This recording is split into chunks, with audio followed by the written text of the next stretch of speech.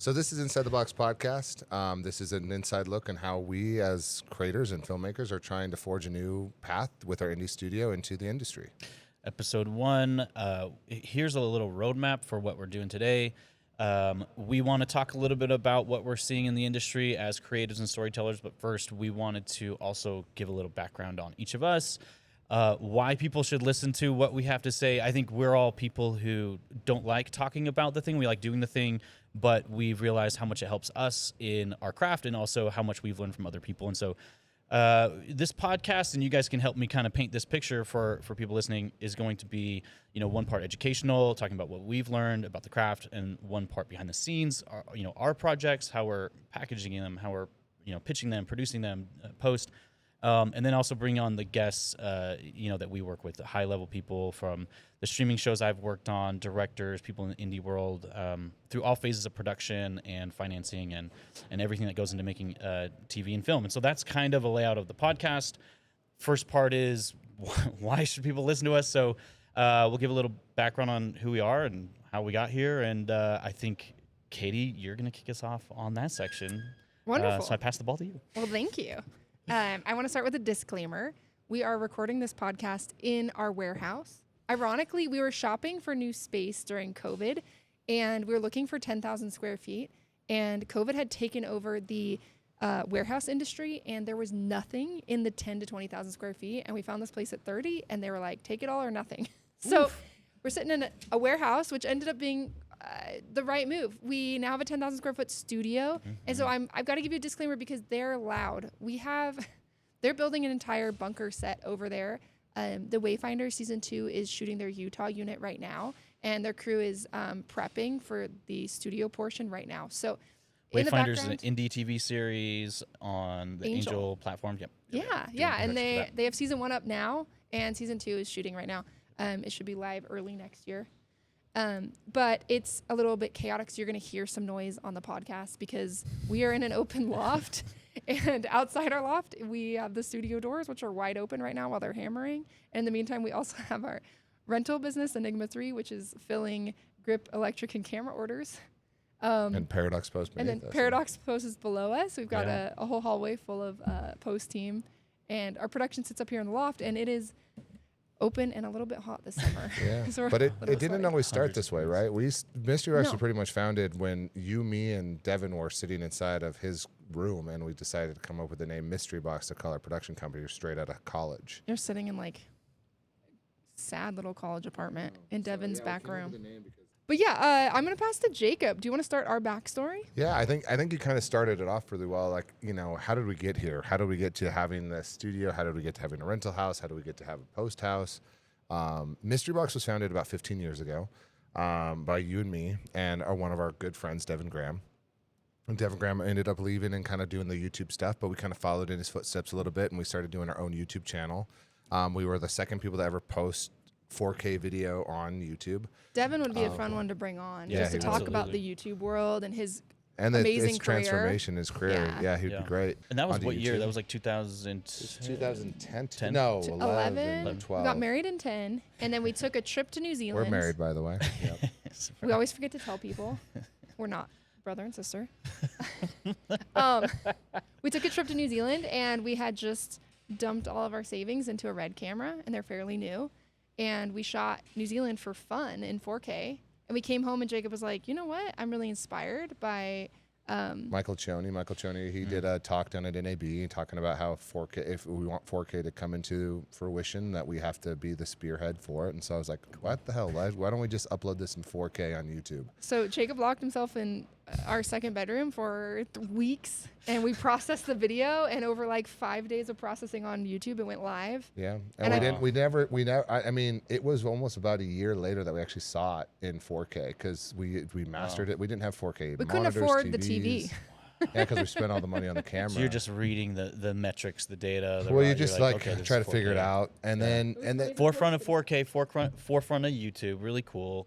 And then so you posted it. That's how it kind of started, and we just started doing. We posted that first 4K video that led to a lot of incredible opportunities working with TV manufacturers, LED panel manufacturers, camera manufacturers, of just like pushing the limits of what technology could do. That eventually led us to acquiring a lot of gear, which was how we started our rental business. It also opened the opportunities for us to start doing some documentary work, commercial work, feature film work. That was what we always wanted to do when we first got into this business. But the YouTube kind of thing sidetracked that a little bit.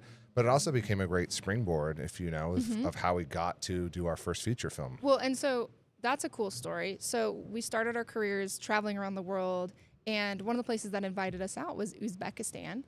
And so we went out there and made a 8K 60p HDR video for demo, and we ended up making a bunch of contacts there. Yeah, and a very good friend, Bay Really Cruz, cool. who was also the one that initially invited us. He said, hey, why don't, we have these incredible landscapes. We have incredible kind of architecture. Like, I want Game of Thrones to be shooting out here.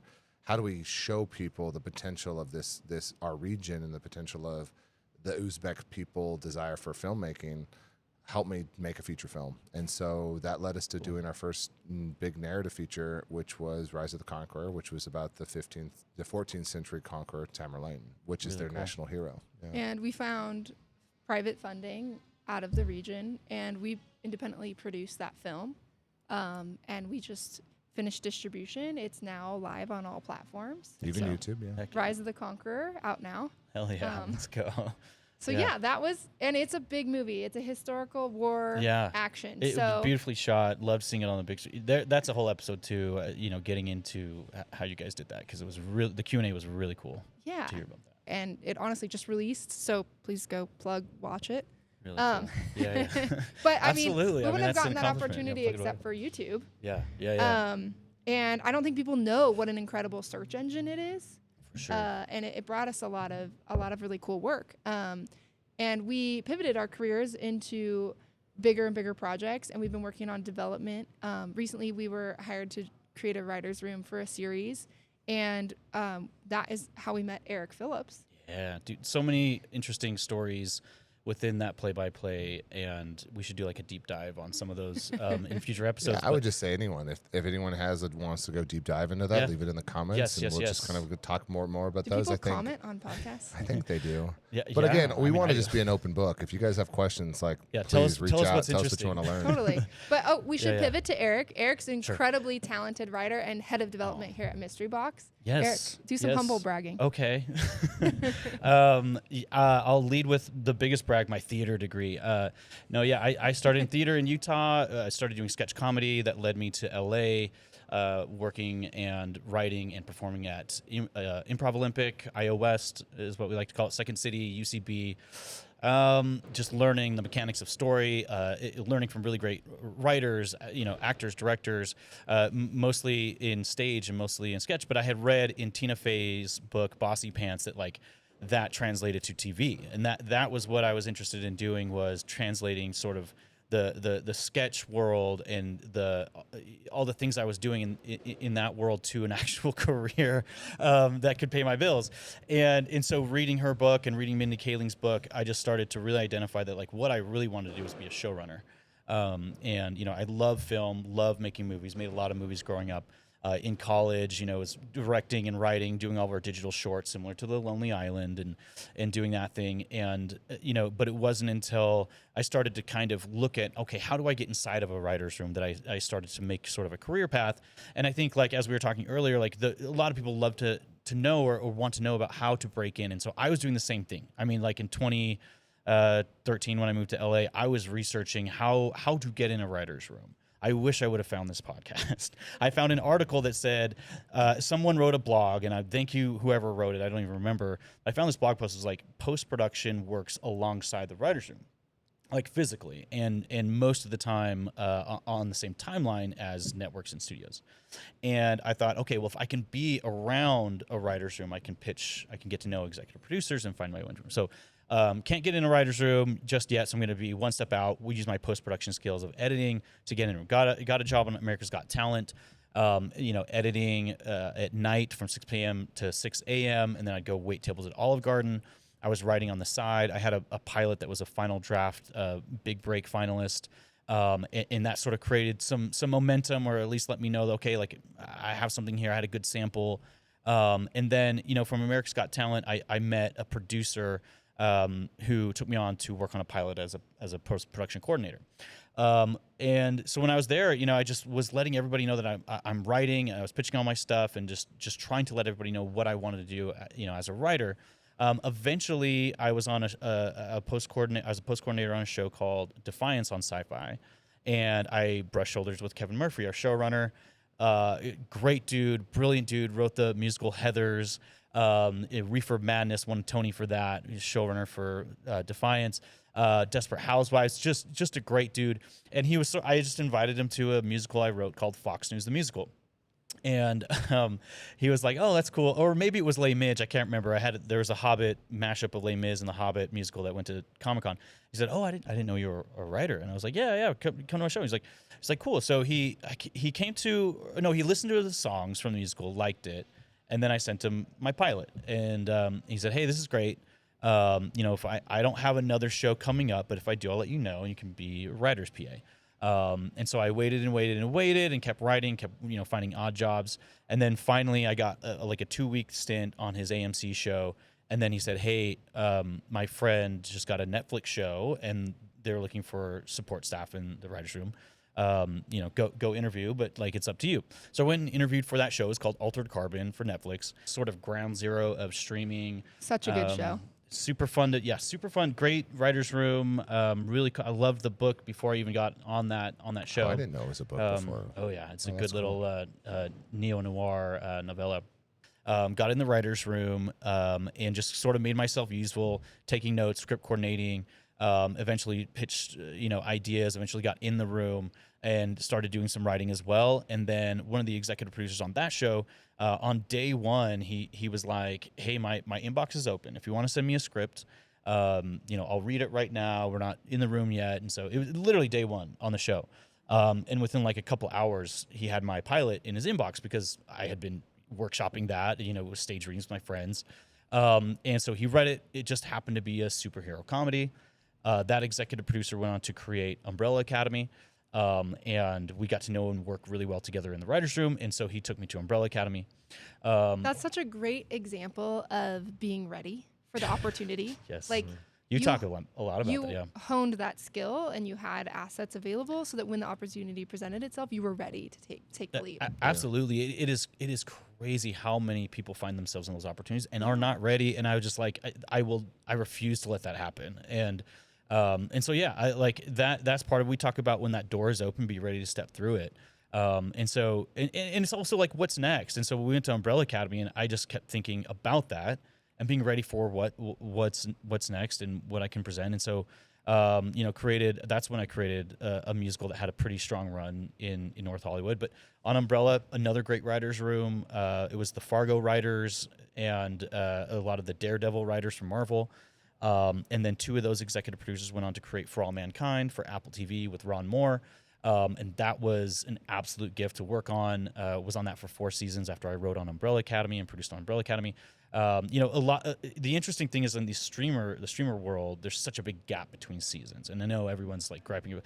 Back then, you'd go a year and a half without hearing back. And so, you just would have to go from show to show. Was it because the metrics, they were waiting for the statistics to come in, or what was the delay between those? I think that's some of it. The green light sometimes is for multiple seasons, and then sometimes it's for one season. On Altered Carbon, we had such a long writer's room. We had, I think it was almost a year room. And then we had production. And so that's not going to bring another season 2 back on a year mark, right? If you repeat that. Right, and so okay. I think that's why Altered Carbon. I think that's good for people to know, between. too. It's just good point. usually you're doing a show, and either the writers are working while the show's going on. This is all new stuff to me, and so you kind of introduced me and talked about it. But it's you have, you might have the writers working as you're shooting, or you'll write all the scripts, and then they either are waiting for another green light after the release, which the release could be almost after post-production, which almost takes a year or 2. So you're always waiting for that. It's usually sometimes, it used to be because advertising. Everything was centered around ads and upfronts, and so you'd be writing while shooting, while in post on network shows. In the streaming world, when there's quote-unquote no ads, at least that's how they sold it to us, there was no timeline. It was sort of we'll just take a year to write 8 episodes and then take a year to shoot it and then a year to post it. It doesn't really matter. And so the timeframes are pretty arbitrary, but it puts a lot of stress on creatives to kind of sustain a career. And so, you know, a lot of these EPs in the early days of streaming, at least for me, they're on multiple shows, creating multiple shows. So it was very exciting, but also a little bit chaotic. I did end up going. So after Umbrella Academy, between season 1 and season 2, the 2 EPs from Umbrella took me to For All Mankind. Was on that for 4 seasons. A dream to be on. It's a historical fiction alternate universe where the Russians beat us to the moon. It's on Apple. Such a great show. It's huge plug for that show. It's so fun. Like I wish Apple plugged it more. So thank you. Does Apple That's more than advertise Apple anything? ever did. Yeah, exactly. I don't know.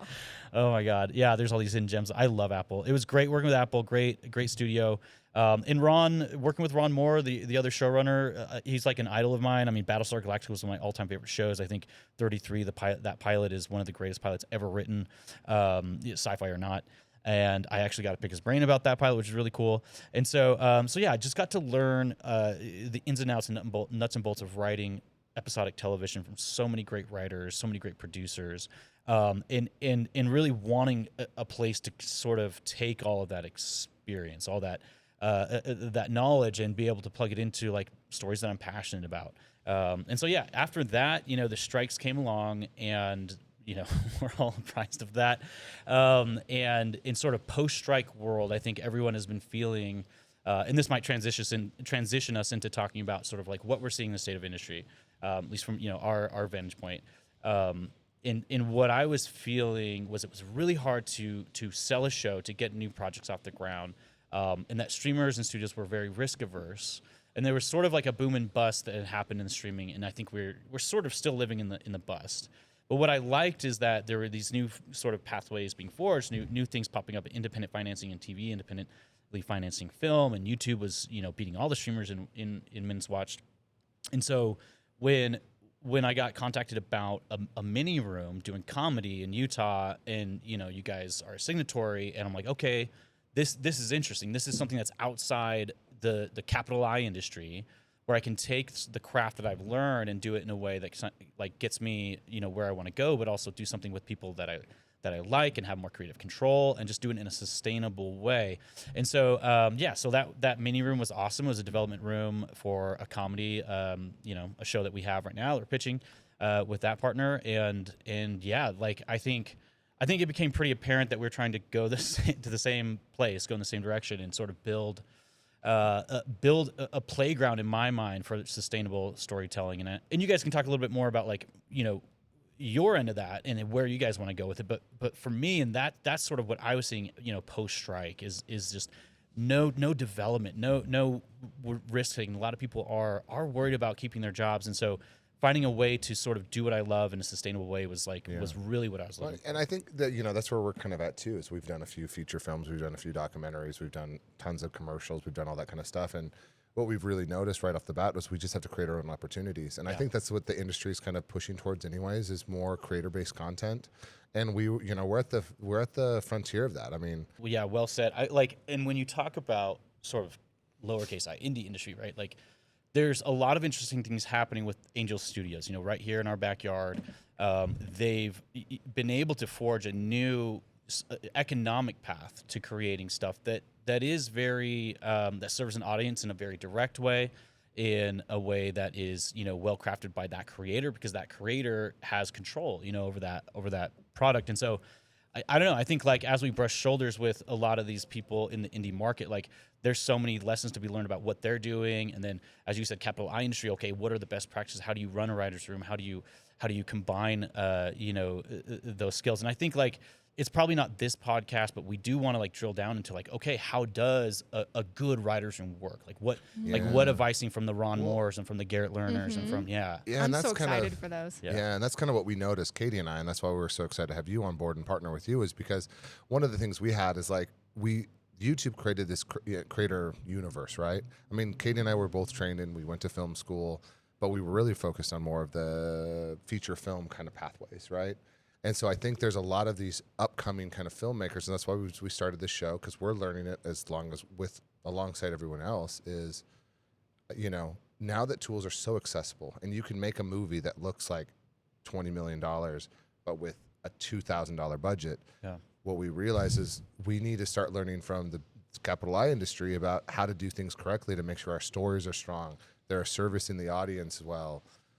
There's all that intuition that's really important, but there's also really good frameworks and procedures and workflows that the industry has been doing for and that is totally 20, to your 30 guys' years credit. that we have to do. You know? Yeah, like you guys are so entrepreneurial, and that's what stood out to me is like, okay, here we are in Utah where, I was told that there is no economy for writers, and it was true until recently, until you guys basically just created it.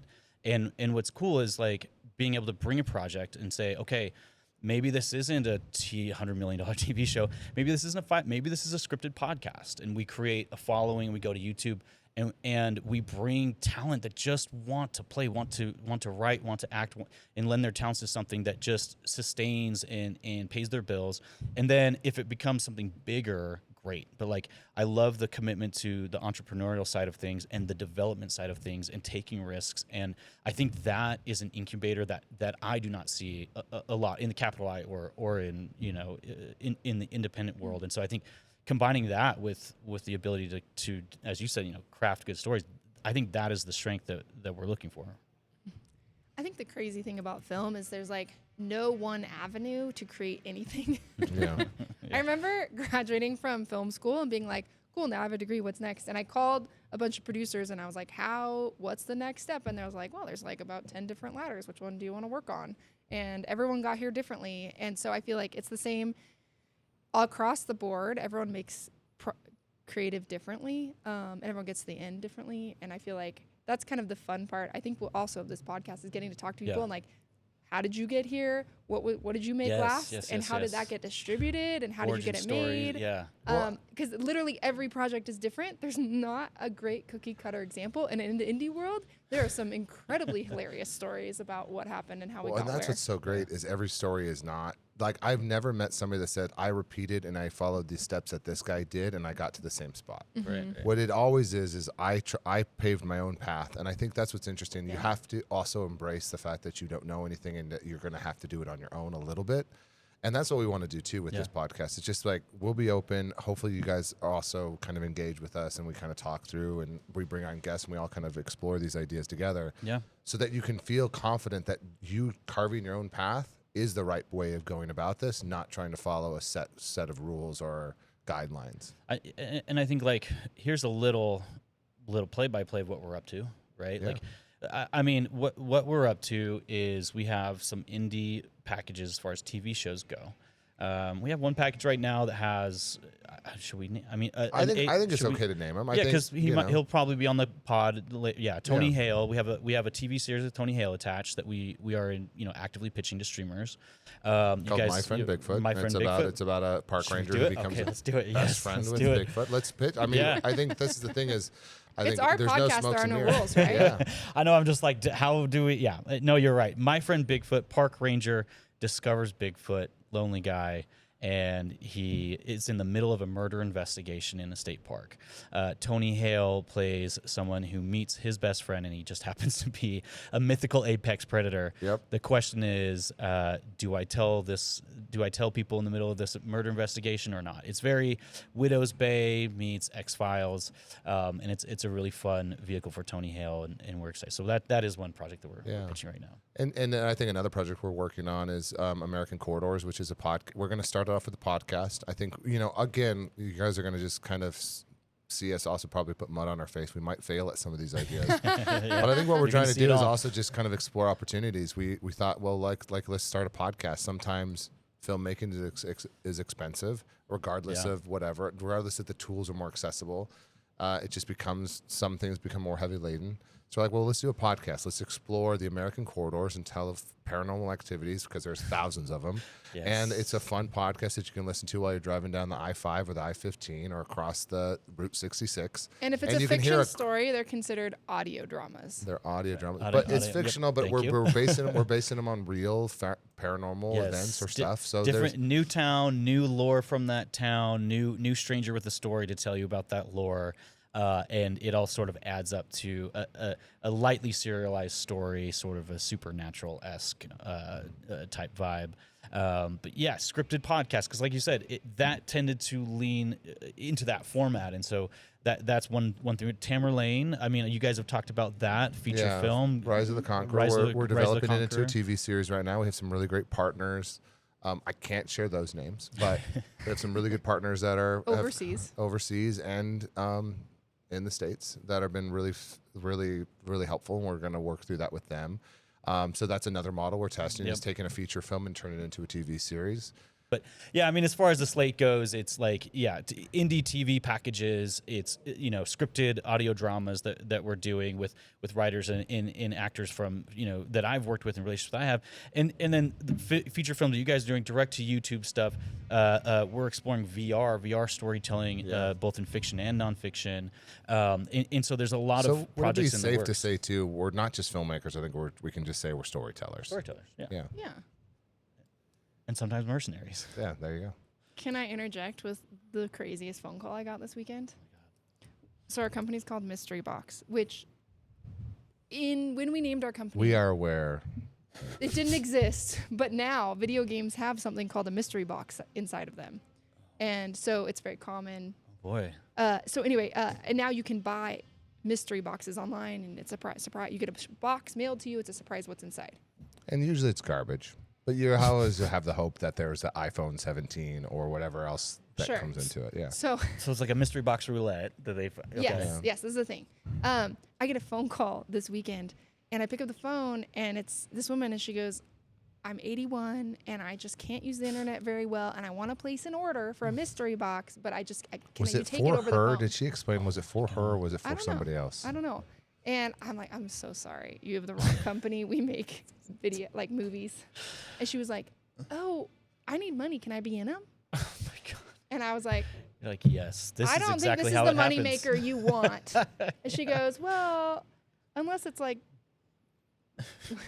You got moxie, lady. Then she goes, "You're hired." "Well, maybe porn makes money." And she's like, "But you don't want to see me naked." Oh my God. It was we just laughed and laughed. God. I said, "Oh, good luck with that." We hung up. Good luck ordering your mystery box. It was the best phone call I've gotten. I think that should end up in one of our movies. Yeah. That actually would be great. It's very My friend friendly. Bigfoot is just. She'd probably be a great. I ordered this thing up. We should call her up and see if she'd be the store operator for Bigfoot. Yeah. She'd probably be really funny. That'd be amazing. I still don't know what the mystery box in a video game is, but I will look that up later. You can look that up. Yeah, it's just everyone does a mystery like box. Mario Brothers has a little question mark over a box. But that's basically what it is. But how does that become physical? I don't know. It's really annoying for my search, my SEO. I'm gonna be honest. Yeah. Should we tell people why we chose mystery box? Sure, that's a fun topic. Yeah, I want to butcher it, but I think one of the things that came out right. So I've always been a big fan of J.J. Abrams, and J.J. Abrams did a TED Talk called Mystery Box. His grandfather had given him a box that he had never opened, and basically it came with a bunch of magic tricks. And he had never opened it because he said that the mystery inside, the potential that was inside that box was always greater than whatever when he opened it, whatever would reveal. So we always applied that to a storytelling. Where I really resonated with that idea of just like, there's actually why we called Mystery Box was he said this: "I realize that mystery is the catalyst of imagination. There are times when mystery is more important than knowledge. Ooh. And it represents infinite possibility. It represents hope, and it represents potential." Oof. So when he said those words, and I wish I could have those memorized, but that was really what moved us to calling Mystery Box Mystery Box. Our company, cool. Mystery Box. And then obviously we've kind of done that same naming scheme throughout the other businesses as well. But it's really cool. Always doing that. So with that, I think this is a good way of closing. Hopefully there has been enough meat on the bone for you guys on this episode. We want to make sure that these episodes have information that's helpful for people. As we've talked about our slate, the shows we're pitching, the features we're producing, commercials, VR, all that stuff. Let us know what you're interested in. I'm really excited about the slate of people we have coming in. Oh my God. I'm just super stoked to meet some of these people and to sit down and ask them questions about their career. It's just an excuse for me to pick their brains more. Honestly, I'm really excited to share that. So me too. So this is Inside the Box Podcast, and this is an inside look of how we forge our own path inside this new industry. So stay tuned. Yeah, so stay tuned.